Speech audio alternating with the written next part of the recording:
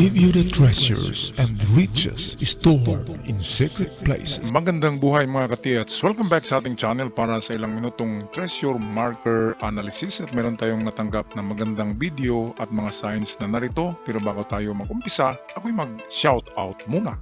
Okay, shout out tayo kina Glenn Mario, Edgar Lagarto, Aldrin Jacinto, shout out din kay Intensity, kay Ruel Tulusa, Tating Nalimansalay, Rico Mausisa, shout out kay Bicintem Ligador Jr., kay Angelito Capistrano, Robert Cabonilas, K1 Heart TV, Brinda Giango, Long Platero, shout out kay Rubilen Lupez, Mesin, Crystal Dawn User, CE5, kay Dennis Mordino, Maria Deta, Boy Tilao, Rich Jean Sanchez, Elmer Lozano, Rad Carduna, Obligado, kay Raul Riquillo, Marco Hongcolada, Aisa Terek, Vince Liotti, and lastly shout out kay Jeffer Makiran, Mr. Tats, at kay Lito Taburada, at sa mga hindi nabanggit na mga pangalan, shout out sa inyong lahat mga katiyats. Tayo na ngayon magpatuloy. Magandang buhay mga katiyats, narito ang video ng ating ka-TH in treasure hunting. Ito ay magandang big boulder marker. Sa itsura pa lang ng bato ay very promising na ito. Sa harap nito ay nandun yung circle within a circle. Okay, mamaya atin yan i-analyze isa-isa ang mga kahulugan nito, at sa likuran naman ay walang gaanong prominent marker sa kanyang likod. Okay, yan ay mga natural pattern na nariyan.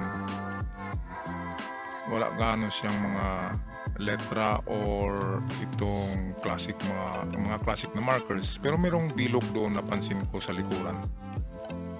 Okay, at dito sa may likuran ay kanina nakita ko yung bilog sa pinakababa. Mayroong circle, pero hindi tayo sure kung yan ay man-made kasi hindi natin nahahawakan. Okay, kaya very partial lamang ang ating analysis at hindi tayo 100% sure na nariyan. Kasi nga hindi ko nahahawakan, hindi ko na feel kung malalim ba o mababaw yung mga marka na nakikita natin sa video. Kasi minsan ang video ay iba ang dating kaysa yung actual na pagtingin natin gamit ang ating mga mata at kamay. Okay? So, atin na umpisahan mga katiyats ang pag-analyze nito. Okay mga katiyats, narito yung bato na medyo maputi ang kulay niya. Kaya kakaiba siya sa ibang mga bato dyan na nilulumot. Ito hindi gaanong nilulumot, kaya meron akong naisip na baka ito ay semento ng World War II. Okay, kung napansin nyo yung mga bunker natin ng mga vlog, yung mga semento na bunker na sa ibabaw na gawa ng mga Hapon noong World War II ay hindi nilulumot ang mga semento.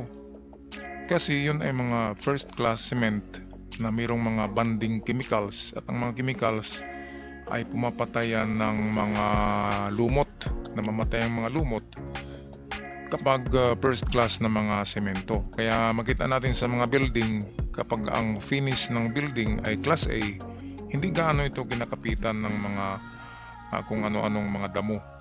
Pero kapag ang building na ginawa ay class B lamang ang pagkamasa ng semento, ito'y kaagad kinakapitan ng mga lumot. Ganito yan mga katiyats. Kaya ganito, walang tumutubo diyan na lumot, ibig sabihin hindi ito bato. Okay, siya ay semento. Kung hindi yan nilinis.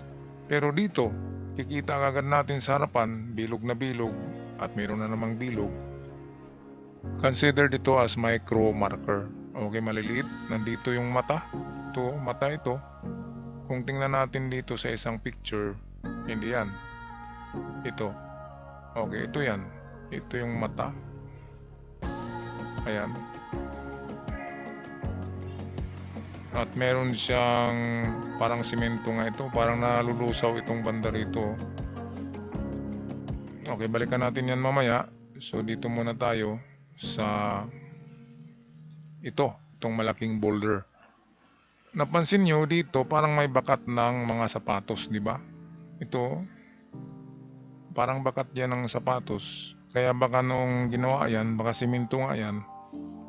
At ang simento kapag hindi pa tumutuyo ay nagbabakat yung mga yapak ng mga gumagawa niyan. Okay, so dito muna tayo kung ito na marka. Ang nagsasabi siya na treasure in the center. Okay, saan ba ang center diyan? Ang center ay under sa bato na ito. So kung ito ang bato, ang center ay sa baba niya. So dito ang center, which is sa picture ay narito. So yan ang puntirin hanggang baba. Okay, pero hindi tayo dadaan diyan. Ang gagawin natin ay sa gilid tayo maghukay. Okay, so kung ito yung bato, ito yung ground, dito tayo maghukay sa gilid niya at mag-drift tayo papunta sa kanyang ilalim. Ano bang lalim? Okay, pwedeng para makasigurado 3 meters deep vertical, yan, bago tayo mag-L. Kasi kung 2 meters, mababaw lang yan, sobrang babaw. Okay, kaya treasure under in the center of the rock ang sinasabi nito. Sa ibang codes ay treasure on the spot. Pero kapag spot, hindi yan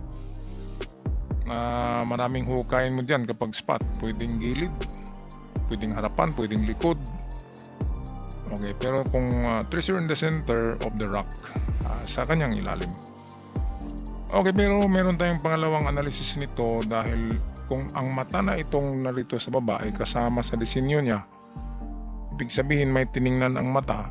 Ang mata ay nakatingin sa harapan. Kaya pwedeng ang treasure on the spot ang kahulugan nito. At kung treasure on the spot ay pwedeng treasure in front. Pwedeng front.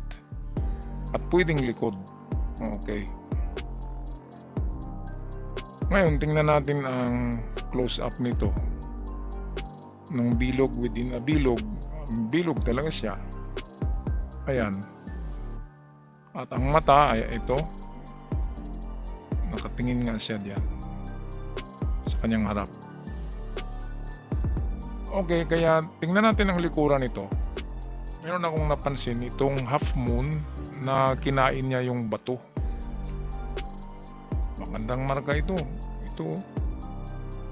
Letter C yan, half moon, at may kinakain siya na bilog. So ito yung item. So ang kahulugan niyan ay treasure beside the rock. Ang problema natin sa ang bato. Kaya tingnan nyo kung saan nakaharap ito. Dito yan nakaharap.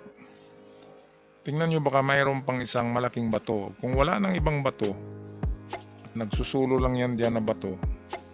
Yang may bilog na paloob sa bilog. Itong bato na ito, itong isa. Kapag nag-iisa lang siya dito, ganyan, narito yung bilog niya na may bilog na naman, hindi narito sa baba niya ang mata.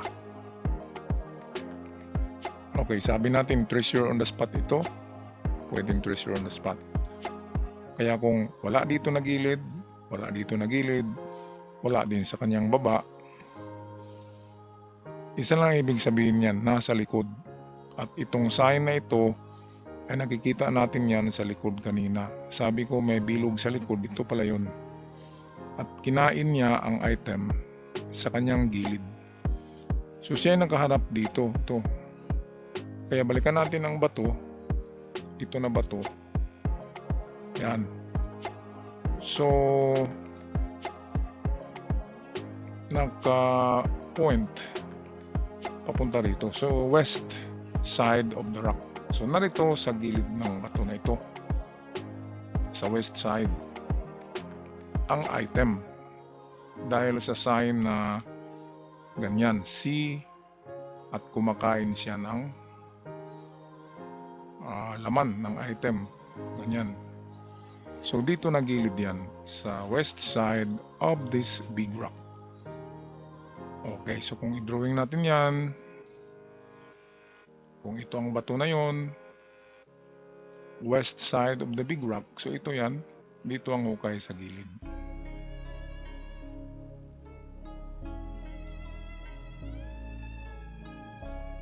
Okay, so magandang mga signs yan mga katiets. So all in all, kung ating i-drawing in top view, so drawing natin sa top view yan, ito yung bato,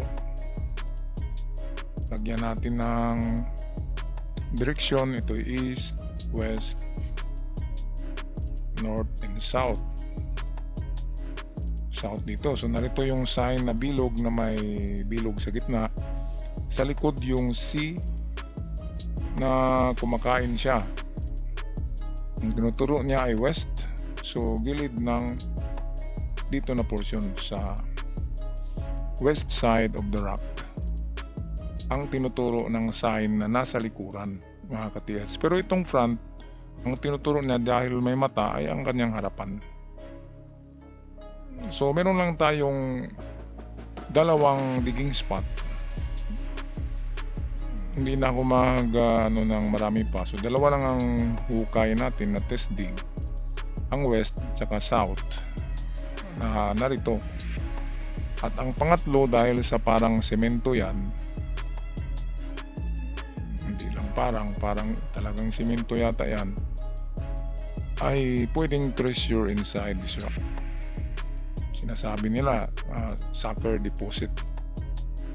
Sa akin naman yan ay treasure enclosed in the rock. Okay, nasa loob ng bato, or treasure in the chamber of this rock. Okay, kaya magandang gawin ay pugpukin nyo naman uli ng martilyo or maso ang buong gilid, ibabaw at likuran ng bato na ito. At kapag meron kayong tamaan na tutunog na maganda, na parang ang tunog ay hollow, yan ang time na butasin nyo ang bato. Kaysa biyakin nyo kaagad yan, napakalaking trabaho. Okay, so magandang marker. So good luck sa inyong mga katiets. Huwag kalimutan manalangin sa Poong May Kapal para bigyan tayo ng permisyon niya na baka ibigay nga sa atin ang pointer to treasures, ang nagtuturo sa atin, ang guide, ultimate guide natin sa treasures. Wala nang iba, ang ating Panginoon. Kaya hingi tayo sa kanya ng permission na sana ibigay sa atin bago tayo maghukay. Ako'y magpaalam na God bless you all. Ingat kayong lahat mga katiets.